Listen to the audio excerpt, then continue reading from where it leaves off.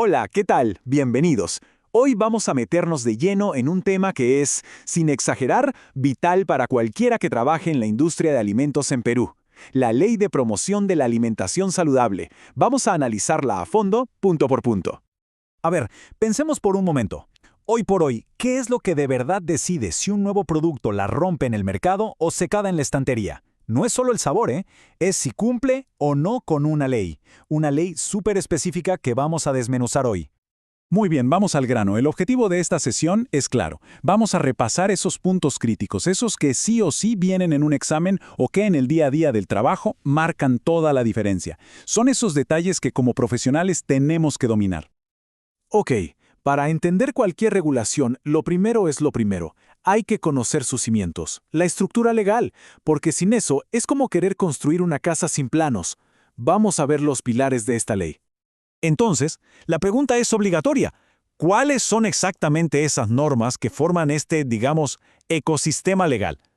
No es suficiente con saber que existe la ley. Hay que conocer sus componentes, sus piezas.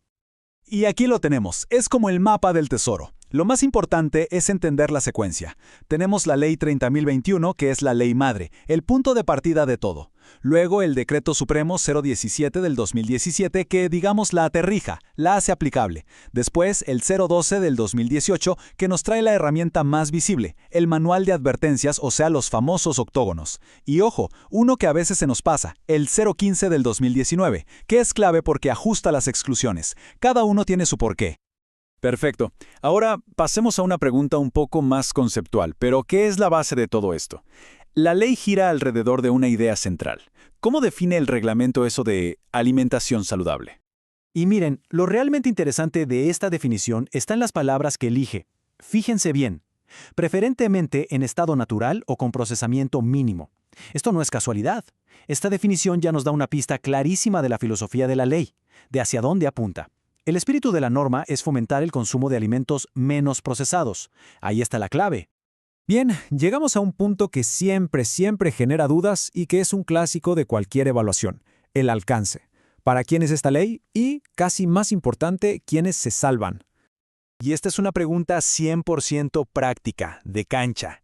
Saber si un producto cae dentro o fuera del alcance de la ley es, literalmente, el primer paso antes de hacer cualquier cosa.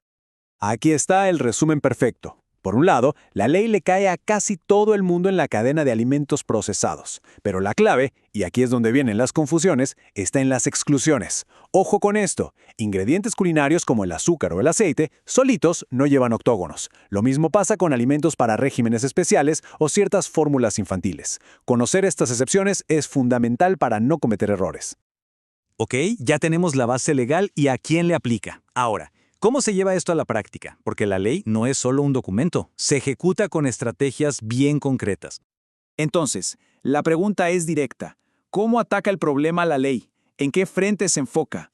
Y aquí están, los 3 pilares de acción. Primero, las escuelas, para crear buenos hábitos desde chicos. Segundo, la comunidad, para educar a la población en general. Y tercero, la industria, que es donde nos metemos con los parámetros técnicos y los octógonos. Y fíjense también quién vigila cada frente.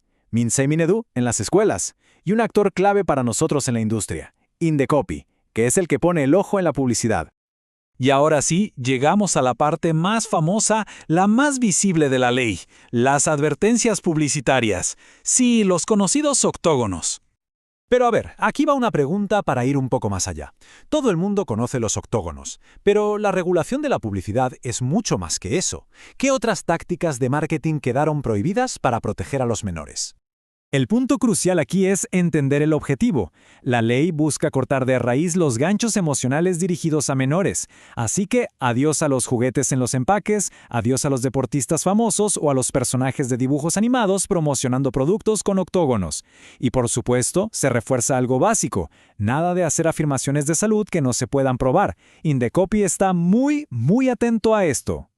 Bueno, y ahora sí, llegamos al corazón técnico del asunto. Los octógonos no aparecen por arte de magia, ¿no?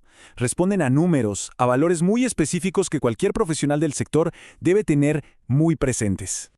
Una pregunta sobre la historia de esto. ¿Los límites que tenemos hoy fueron siempre así desde el inicio? La respuesta corta es no, y es importante conocer esa evolución. La implementación fue gradual, en 2 etapas. La fase 1, allá por el 2019, arrancó con los primeros límites, pero la fecha que hay que marcar en rojo es septiembre de 2021. Ahí entró en vigencia la fase 2 con los parámetros mucho más estrictos, que son los que valen hoy. Este cambio forzó a toda la industria a una segunda y a veces más difícil ola de reformulaciones. Y llegamos a la pregunta del millón para cualquiera que desarrolle productos. ¿Cuáles son esos números exactos, esos umbrales que deciden si un alimento va a llevar 1, 2 o hasta 3 de estas advertencias? Esta tabla es básicamente el manual de todo formulador. A ver, fíjense en la diferencia clave entre sólidos y bebidas. Un detalle técnico crucial. Para azúcar, el límite es mayor o igual a 10 gramos por cada 100 gramos en sólidos, pero en bebidas baja 5 gramos por cada 100 mililitros. Y por supuesto, el punto más tajante de todos, las grasas trans. Aquí no hay un límite, hay una prohibición total. Simplemente no se pueden usar en alimentos y bebidas procesados. Punto. Y para cerrar, una pregunta que nos deja pensando. La ley ya sentó un precedente muy fuerte al prohibir por completo un ingrediente como las grasas trans. Eso nos dice que puede ser muy estricta. Entonces, si miramos las tendencias mundiales y cómo avanza la ciencia de la nutrición, la pregunta es, ¿cuál podría ser el siguiente ingrediente en la mira regulatoria? Es algo que nos obliga a pensar en el futuro de la industria y de la legislación alimentaria.